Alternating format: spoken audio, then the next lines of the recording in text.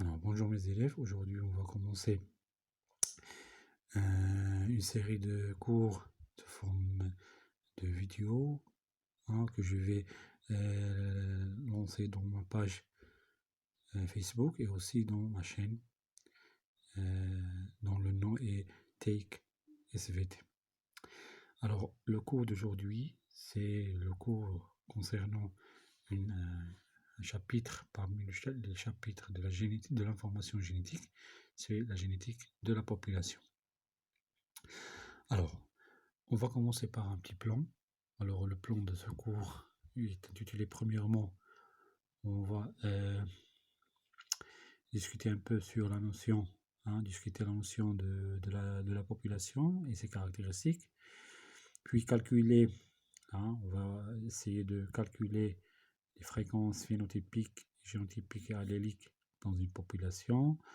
Et après, on va étudier l'équilibre de la population selon la loi de Hardy-Weinberg et quelques applications. Alors, dans cette partie, je vais me focaliser sur les deux premiers axes du plan, c'est-à-dire la notion de la population, ses caractéristiques, et aussi comment on calcule les fréquences phénotypiques et aussi les fréquences génotypiques et alléliques dans une population. Alors, comme vous savez déjà, alors on a pour les chapitres précédents, ou bien le chapitre précédent que vous avez vu concernant la génétique mendélienne et la génétique humaine. Alors la génétique mendélienne, c'est une génétique qui, bien la génétique formelle, c'est une génétique qui nous permet d'étudier la transmission des caractères en utilisant des croisements dirigés, c'est-à-dire des croisements expérimentaux.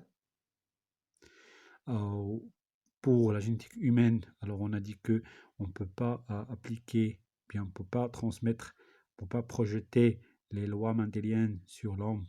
Pourquoi? Parce qu'on a plusieurs contraintes. Alors parmi ces contraintes, l'homme n'est pas une matière expérimentale. Et aussi dans la nature, les lois mendéliennes, on ne peut pas les appliquer ou bien on ne peut pas les vérifier dans dans un groupe des individus naturels. Alors, comme vous savez, une population, c'est un ensemble des individus.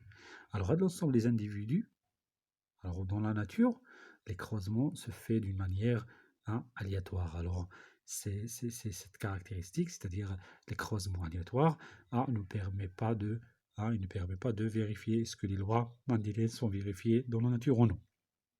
Alors, dans ce cas, qui est la science liée à la génétique de population, cette science nous permet de uniquement étudier les fréquences alléliques et les fréquences génotypiques d'un caractère donné, ou bien d'un gène.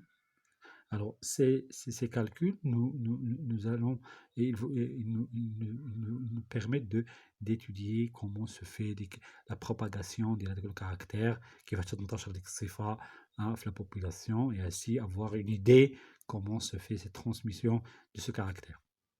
Ça y est. Alors, premièrement, on va commencer par ce que ça veut dire une population.